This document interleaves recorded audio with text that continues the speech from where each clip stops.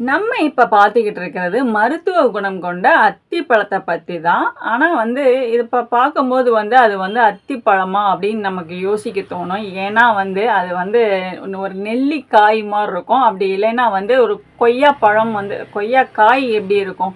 So அதே மாரி தான். அதே மாரி பழமானாலுமே அது கொய்யா பழம் மாரி தான் இருக்கும். பார்க்கும்போதே கொஞ்சம் டிஃபரெண்ட்டா இருக்கும் அது.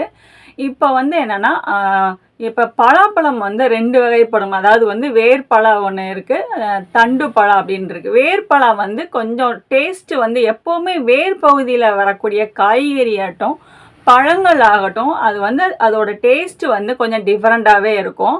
ஸோ அதே மாரி தான் அத்திப்பழம் எத்தனை வகையானதுன்னா, கிட்டத்தட்ட ஒரு 3 வகையான அத்திப்பழம். இது அதாவது வேர் பகுதியில வரக்கூடிய ஒரு அத்திப்பழம், அதுக்கப்புறம் தண்டு பகுதியில வரக்கூடிய அத்திப்பழம், அதுக்கப்புறம் அந்த இலை இருக்கு பார்த்தீங்களா? அந்த இலை மேலேயும் அத்திப்பழம். ஸோ மொத்தமே அத்திப்பழத்தோட வகை 3 வகைப்படும். அந்த இலை பகுதியில வர்றது கொஞ்சம் டிஃபரெண்ட்டாவே இருக்கும். அந்த காயை நம்ம பார்க்கும்போது நான் இப்போ காட்டியிருப்பேன் உங்களுக்கு. ஸோ அந்த காய் கொஞ்சம் டிஃபரெண்ட்டாவே இருக்கும்.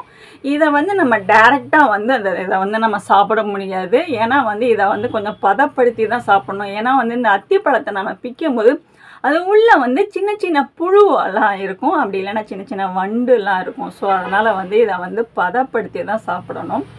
இதை அதாவது அத்திப்பழத்தை ஆராய்ச்சி செய்த ஆராய்ச்சியாளர்கள் என்ன சொல்கிறாங்கன்னா, இதில் புரோட்டீன்ஸ், பாஸ்பரஸ், இரும்பு சத்து மற்றும் சர்க்கரை சத்து. ஸோ இவ்வளோ வெரைட்டியான சத்துக்கள்லாம் இந்த அத்திப்பழத்தில் இருக்குது.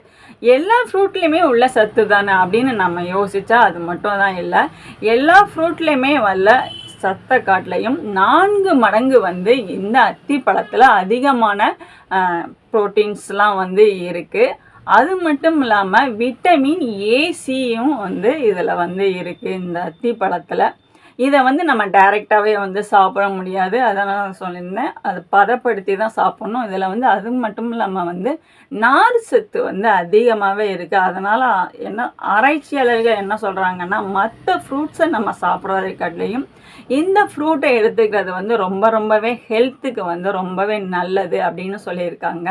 அடுத்து பார்த்தோம்னா, இதை நைட்டே நம்ம ஒரு தண்ணியில் ஒரு 2 பழத்தை ஊற வச்சு காலையில் எடுத்து நம்ம வெறும் வயிற்றுல சாப்பிட்டாலே ரொம்ப ஹெல்த்தியான அது ஒரு இதாக தான் ஃப்ரூட்ஸாக தான் இருக்கும்.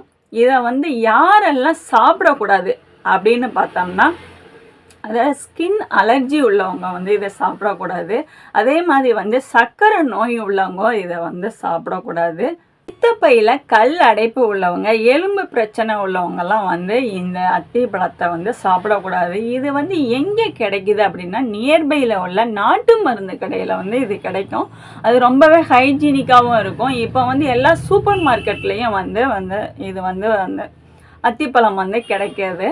ஃப்ரூட்ஸை காட்டிலையும் 4 மடங்கு அதிகமாக ப்ரோட்டீன்ஸ்லாம் உள்ள சத்து உள்ள ஒரு அத்திப்பழத்தை நம்ம சாப்பிட்டா ஹெல்த்துக்கு எந்த அளவுக்கு ஸோ இவ்வளவு சத்து உள்ள இந்த அத்திப்பழத்தை நம்ம சாப்பிட்டு நம்மளும் ஹெல்த்தியாக ஆரோக்கியமாக இருக்கலாம். நம்மளோட ஜென்ரேஷனையும் கொஞ்சம் ஆரோக்கியமாக நம்ம அதாவது நிறைய ஃப்ரூட்ஸ், அதாவது நிறைய ஸ்நாக்ஸ் வெரைட்டிஸ், கடையில் உள்ள ஸ்நாக்ஸ் வெரைட்டிஸை கொடுக்காம இந்த மாதிரி ஒரு ஃப்ரூட்ஸ் வகையெல்லாம் கூட ஹெல்த்தியான ஃபுட்டெல்லாம் நம்ம குழந்தை